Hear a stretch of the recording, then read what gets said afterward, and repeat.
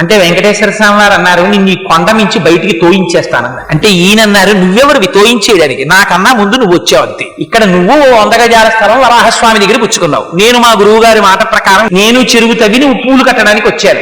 మిగిలిన వాళ్ళకి భగవంతుడు ఉంటాడేమో, నాకు భగవంతుడు రామానుజాచార్యులు వారి నాకు గురువు, ఆయనకి మాట ఇచ్చాను, నువ్వు వేసుకుంటే వేసుకోవాలి, అతే మానే, ఇదిగో ఈ పూలదండలు తీసుకెళ్లి తలుపు గొళ్ళానికి పెట్టేస్తున్నానని వెళ్ళిపోతున్నారు. వెంకటేశ్వర స్వామి వారు పరిగెత్తుకొచ్చారు, ఈయన పరిగెత్తుకుపోతున్నారు, ఎదురొచ్చి పట్టుకున్నారు. అంత కోపం అయితే ఎలాగో అనంతాచార్యులు, నువ్వు ఎంత బాగా కడతావో, నీకు అసలు ఉన్న నిష్ట ఏమిటో చూద్దామని రమ్మన్నానోయ్ అని గట్టిగా కౌగిలించుకుని ఆయనతో 4 కులాసా కబుర్లు చెప్పి సంతోషపెట్టి పంపించారు. అనంతాచార్యుల వారి వైభవం అంటే ఏమిటో తెలుసా అండి?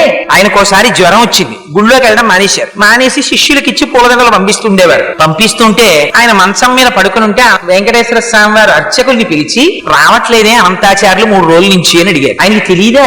అడిగితే అర్చకులు అన్నారు, కొంచెం జ్వరంగా ఉందండి, పడుకున్నాడు అన్నారు. మీరు వెళ్ళి అడగండి, జ్వరం తగ్గకపోతే వెంకటేశ్వర స్వామి వారు డాక్టర్లని పంపిస్తారట, వైద్యుల్ని, తగ్గిందా లేదా ఇంకా ఎక్కువగా ఉంటోందా అడిగి రమ్మన్నాడని అడిగిరండి అన్నారు. అర్చకులు వెళ్ళి అడిగారు. అడిగితే ఆయన కోపం వచ్చి అన్నారు, చాలా ఎంత దయాళు అయ్యా మీ ప్రభు, ఐశ్వర్యవంతులతో సంధ్యావందనం చేయించేవాడు మీ ప్రభు, వెళ్ళి రమ్మనన్నారు. అంటే వాళ్ళు వెళ్ళి ఇదే మాట చెప్పారు. అసలు మూతి ముడుచుకుని మీ మీద విసుక్కుంటున్నాడండి, నాకు వైద్యుల్ని పంపిస్తాడా?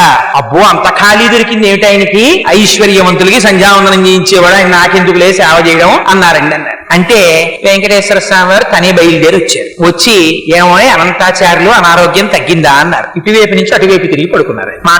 మాట్లాడకపోతే ఆయనే పాపం బల్ల లాక్కుని వెంకటేశ్వర స్వామి వారు కూర్చున్నారు. ఇవన్నీ యథార్థంగా జరిగిన సంఘటనలండి. ఓ బల్ల మీద కూర్చుని చెయ్యి పట్టుకుని, అనంతాచార్యులు తగ్గలేదా, ఇంకా ఒంట్లో ఉష్ణం అన్నారు. అంటే పాపం మీకు ఇప్పటికి తీరుబడి దొరికింది, మిమ్మల్ని నమ్ముకుని కొండ మీదకి వచ్చి ఇన్నాళ్ళ నుంచి పుష్పకైంకర్యం చేస్తున్నాను, 3 రోజులు అయింది జ్వరం వచ్చి పడి మంచాన, వచ్చి నన్ను పలకరించడానికి తీరుబడి కుదరలేదు, వైద్యుల్ని పంపిస్తానన్నావుట, ఏం పాపం నువ్వు వచ్చావేం ఖాళీ దొరికిందా అన్నారు. అంటే పోన్లేవయ్యా, మనస్సంతా కష్టపెట్టుకోకయ్యా, నీకు జ్వరం ఉందో లేదో చూద్దామని వచ్చాను, అనంతాచార్యులు నన్ను చూడాలన్న భక్తే తప్ప వైద్యులతో వైద్యం చేయించుకుందామని కూడా నీకు కోరిక లేదేమిటో, చూడు నీకు ఎలా తగ్గించేస్తానో అని ఒళ్ళంతా తడివారు. పడుకున్నటువంటి అనంతాచార్యుల వారిది.